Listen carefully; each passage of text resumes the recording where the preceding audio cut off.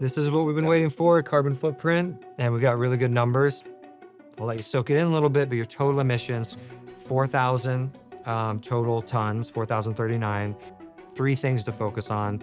77% of that 98% is packaged coffee. That's your bag and box, the bibs, fractional packs, frac packs, K-cups that go in the pods, and the aluminum cans for the cold brew. Yeah.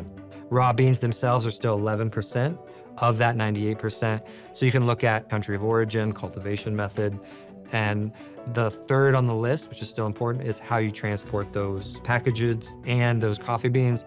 That's hauled. So how do you look at where it gets delivered to the customer? Coffee bean sourcing is going to be number one for an impact. Then it's packaging materials, and then haulers is third, still very relevant.